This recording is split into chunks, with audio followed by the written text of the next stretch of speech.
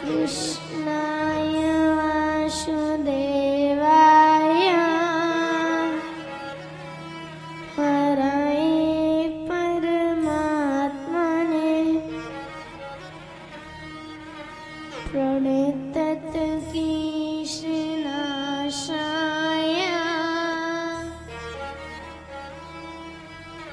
गोविन्दाय नमो नमः। गोविन्दाय नमो नमः। जयन्ती मंगला काली भद्रकाली कपालिनी दुर्गा क्षमा शिवा धात्री सुधा सुधा नमोस्तुते।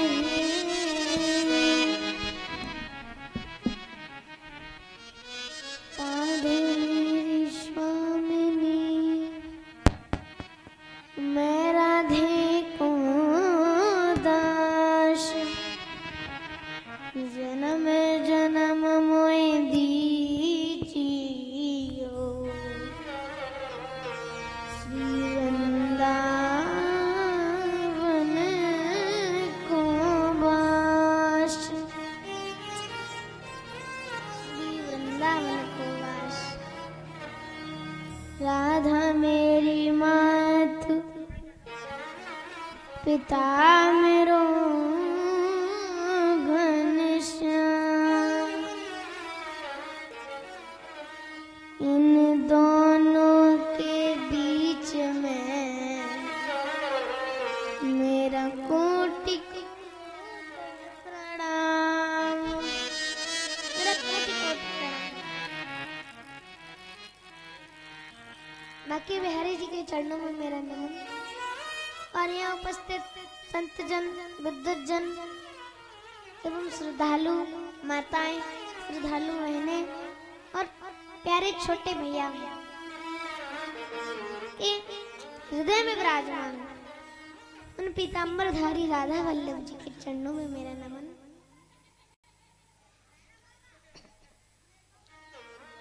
और हमें कथा में प्रवेश करने से पहले भगवान का संकीर्तन भगवान को याद में भगवान का भजन गाना चाहिए। क्यों? उससे हमारा मन पवित्र होता है, उससे हमारा मन शुद्ध होता है, जिसके लिए भजन करें। आइए हम भजन करते हैं। जिधर तुम छुपे हो जिधर तुम छुपे उधर देखना है कन्हैया तुम्हें एक नजर देखना है कन्हैया तुम्हें एक नजर देखना है। जिधर तुम छुपे हो उधर देखना है जिधर तुम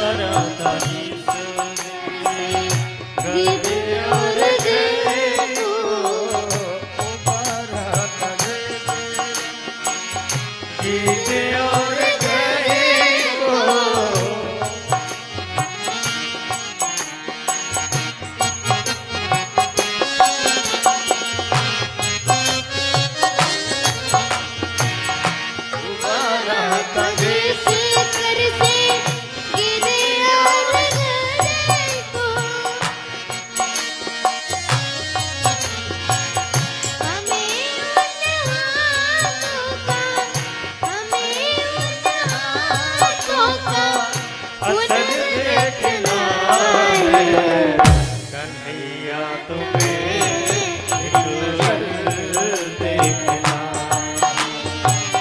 कन्हैया तुम्हें एक नजर देखना। इधर तुम छिपे हो हाँ उधर देखना, इधर तुम छिपे हो उधर देखना, कन्हैया तुम्हें एक नजर देखना, कन्हैया तुम्हें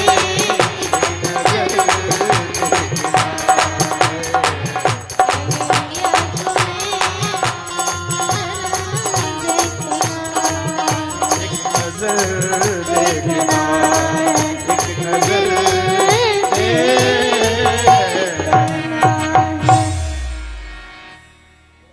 प्रेम से बोलिए माँ की बिहारी लाल की जय, बोलिए राधा रानी सरकार की जय। जय हो। अब हमें कथा में प्रवेश करना चाहिए क्योंकि हमारा मन पवित्र हो चुका है, शुद्ध हो चुका है। आइए हम लोग कथा में प्रवेश करते हैं। मनु जी की 5 संतानें हैं, 2 बेटे हैं, 3 बेटियां हैं। 2 बेटे कौन कौन से हैं? उत्तानपाद, प्रियव्रत। और बेटी 3 कौन सी हैं? देवहूति, आकुति और श्रुति। 3 बेटियां हैं। उनमें से बड़ी बेटी देवहूति है, उससे छोटी आकुति है, उससे छोटी प्रसूति है। देवहूति जी विवाह योग्य हो गई हैं। मनु जी को बड़ी ही चिंता है। मनु जी बड़े ही उदास दिखते हैं, बड़ी ही चिंता है उन्हें। और उनके घर नारद बाबा पधारे गए।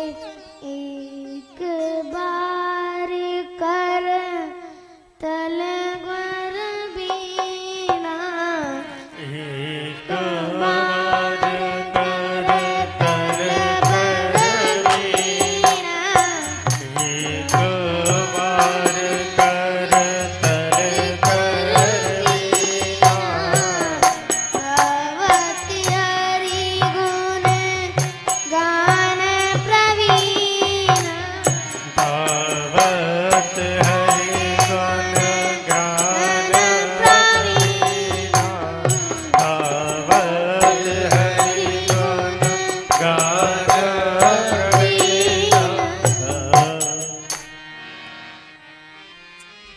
नारद बाबा पधार गए। मनु जी ने नारद बाबा का बड़ा ही स्वागत किया, बड़ा ही सम्मान किया। और नारद बाबा ने कहा, आप बड़ी चिंता में दिख रहे हैं, बड़ी उदास दिख रहे हैं, क्या बात है? मनु जी ने कहा, हमारी बेटी विवाह योग्य हो गई है, हम किससे शादी करें? हम अपनी बेटी की विवाह किससे करें? आपके घर में आपका कोई घर दिख रहा हो सुंदर वर तो मुझे बताइएगा। तो नारद बाबा ने कहा, आपके लिए एक सुंदर सा वर है, एक सुंदर सा घर है। क्या आप अपनी बेटी का विवाह करदम महात्मा से कर दो? क्यों? आप अपनी बेटी का विवाह करदम महात्मा से कर दो। क्यों? क्योंकि करदम महात्मा ने बहुत वर्षों तक की तपस्या करी है, 1000 वर्ष की तपस्या करी है करदम महात्मा ने। आज नारद बाबा ने कहा, आप उनसे विवाह कर दो। आज नारद बाबा चले गए और इधर करदम महात्मा भगवान कन्हैया जी की तपस्या कर रहे हैं। और भगवान कन्हैया जी तो प्रसन्न हो गए। आज तो कहा, वरदान मांग लो, कुछ वरदान मांग लो। तो करदम महात्मा ने कहा, अब कछु नाथ ना चाहिए मोरे, अब कछु नाथ ना चाहिए मोरे।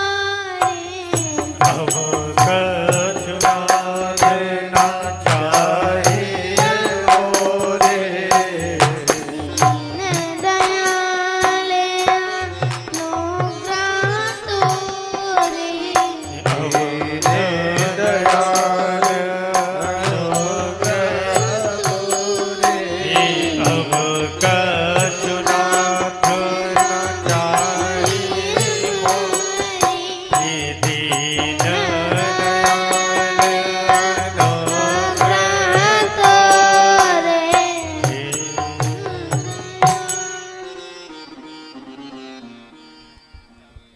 आज करदम महात्मा ने कहा, मुझे कुछ भी नहीं चाहिए, मुझे कुछ भी नहीं चाहिए। आज कन्हैया जी ने कहा, हम आई गए हैं तो कुछ तो मांग ही लो। तो करदम महात्मा ने क्या मांगा कि आप जैसा मुझे एक बेटा दे दो, मुझे आप जैसा एक बेटा चाहिए। भगवान ने कहा, हमारे जैसा बेटा हम कहाँ खोजेंगे, संसार में कोई नहीं है हमारे जैसे बेटा, हम कहाँ खोजेंगे, इसलिए हम ही तुम्हारे घर पैदा होंगे। आज करदम महात्मा जाने लगे तो भगवान ने कहा, अच्छा करदम महात्मा जी ये बताओ, आपका विवाह हो चुका, आपका विवाह हो चुका है? तो करदम महात्मा ने कहा, अभी तो हमारा विवाह नहीं हुआ है। भगवान कहते हैं कि ताल खुदा ने मगर एलोरा मार रहे हैं, ताल खुदा ने मगर एलोरा मार रहे हैं। जब आपने विवाह ही नहीं किया तो मैं कहां से पैदा हो जाऊंगा, इसलिए आप पहले विवाह करो। तो करदम महात्मा ने कहा, हम कहां से विवाह करेंगे? तो भगवान ने कहा, जाओ तुम्हारे आश्रम में 3 दिन में कोई भी एक कन्या आ जाए तो मुझसे विवाह कर लेना। आज करदम महात्मा अपने आश्रम में चले गए और इधर मनु जी तीसरे दिन अपनी बेटी को लेकर के करदम महात्मा जी के आश्रम पहुंच गए और अपनी बेटी का हाथ लिया और करदम महात्मा के हाथ में सौंप दिया और चले गए। आज करदम महात्मा और देवहूति जी का विवाह हो गया। आज करदम महात्मा ने कहा, हम तपस्या करने जा रहे हैं, हम 100 वर्ष तक की तपस्या करने जा रहे हैं, समाधि लगाने जा रहे हैं। आज करदम महात्मा ने 100 वर्ष तक की समाधि लगा ली और देवहूति मैया भी ऐसी हैं जो 100 वर्ष तक भगवान 100 वर्ष तक करदम महात्मा की सेवा करती रही। ऐसी कोई नारी आज की होगी नहीं जो 100 वर्ष तक अपने पति की सेवा करेगी, कोई भी नहीं होगी। आज करदम महात्मा की 100 वर्ष तक की समाधि जागी, 100 वर्ष पूरे हुए तो करदम महात्मा की समाधि जागी। तो करदम महात्मा ने कहा, कन्या तुम कौन हो, तुम कौन हो? मैया ने कहा, आप हमें नहीं जानते? करदम महात्मा ने कहा, हम आपको नहीं जानते, आप कौन हो? मैया ने कहा, हम आपकी पत्नी हैं, हम आपकी पत्नी हैं। करदम महात्मा ने कहा, हमारा विवाह हो गया, हमारा विवाह हो गया क्या? मैया ने कहा, हाँ आपका विवाह हो चुका है, हम आपकी पत्नी हैं।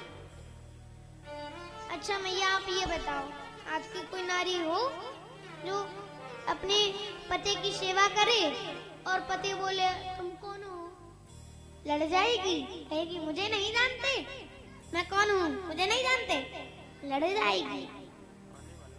पर मैया नहीं लड़ी। मैया आज करदम महात्मा को समझा रही है। आज करदम महात्मा समझ गए और कहा, जब तुम्हारे एक बेटा हो जाए, जब तुम्हारे एक बेटा हो जाए तब मैं तपस्या करने चला जाऊंगा हिमालय में।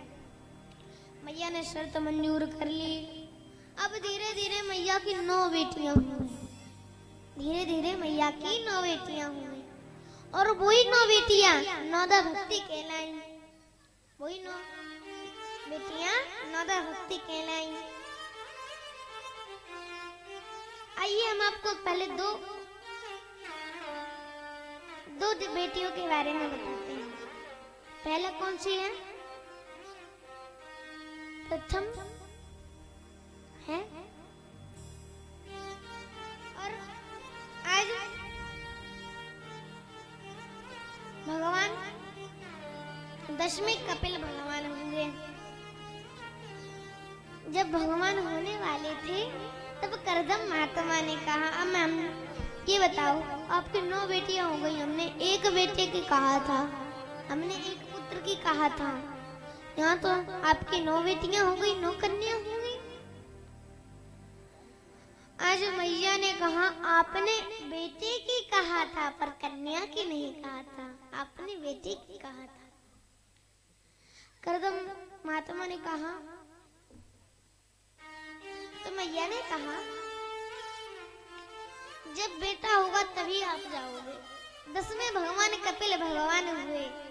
आज कपिल भगवान का प्रकट हुआ। जब भगवान प्रकटे तो आज करदम महात्मा ने उनकी 3 बार परिक्रमा लगाई और प्रणाम कर हिमालय की ओर चले। आज मैया ने कहा, मैया ने सोचा कि अगर मेरे पति ने इन्हें मेरे बालक को क्यों प्रणाम किया, ये मेरा बालक नहीं है, लगता है ये भगवान है। आज मैया ने 3 बार परिक्रमा लगाई और प्रणाम किया। आज मैया ने कहा कपिल भगवान से कि संसार में कौन कौन से साधन हैं। कपिल भगवान ने कहा, संसार में 2 साधन हैं। कौन कौन से? एक प्रवृत्ति, एक निर्वृत्ति, 2 साधन है। प्रवृत्ति संसार की ओर ले जाती है, निर्वृत्ति हमारी ओर ले आती है। तो मैया ने कहा, संसार क्या है, संसार में क्या क्या, संसार में क्या होता है? तो कपिल भगवान ने कहा, संसार में स्वर्ग होता है और नर्क होता है। अगर आपके घर में स्वर्ग के 4 लक्षण हैं तो आप समझ लेना स्वर्ग में बैठे हैं, और नर्क के 4 लक्षण हैं तो आप समझ लेना नर्क में बैठे हैं। स्वर्ग के क्या लक्षण है? अन्न पुराना घी नया, अन्न पुराना घी नया, घर शतवंती नार, आज्ञाकारी पुत्र हो। स्वर्ग के लक्षण 4 क्या है? आपके घर में अन्न देवता की कृपा हो, अन्न देवता जल्दी जल्दी आते हो, अन्न पुराना रखा हो, अन्न नया आ गया हो, तो वह समझ लेना ये स्वर्ग का पहला लक्षण है। और दूसरा घी। अगर आपके घर हर तीसरे दिन घी आता हो तो आप समझ लेना, क्यों कलयुग में दूध और घी अमृत तुल्य है। कलयुग में घी और दूध अमृत तुल्य है। अगर आपके घर में हर तीसरे दिन घी आता हो तो समझ लेना ये स्वर्ग का दूसरा लक्षण है। तीसरा कर्षवंती नार। अगर आपके घर में अच्छी विचार वाली पत्नी हो, अच्छी सोच देने वाली पत्नी हो, तो समझ लेना स्वर्ग का ये तीसरा लक्षण है। चौथा आज्ञाकारी पुत्र हो, आपकी बात मानता हो अपना आपका पुत्र, तो समझ लेना ये स्वर्ग का चौथा लक्षण है। और नर्क का मैले कपड़े कर्ज सिर, घर कलिहारिन नार, नालायक औलाद हो, नर्क के लक्षण 4 क्या? अगर आपके घर में मैले कपड़े डले हैं, सफाई नहीं हो रही है, तो समझ लेना ये नर्क का पहला लक्षण है। दूसरा, कर्ज ले लेते हो पर चुका नहीं पाते हो, कर्ज ले लेते हो पर चुका नहीं पाते हो, वह दूसरा लक्षण है। और तीसरा कौन सा है? घर कलिहारिन नार, जो अच्छे विचार वाली ना हो, घर में कलेश करती हो, वो नर्क का तीसरा लक्षण है। और चौथा कौन सा है? चौथा कौन सा है? नालायक औलाद हो, नालायक बेटा हो जो आपकी बात ना मानता हो, जो आपकी बात ना मानता हो, वह नरक का चौथा लक्षण है। बोलिए गुरुदेव जी महाराज की जय। सारे तीर्थ धाम आपके चरणों में, हे गुरुदेव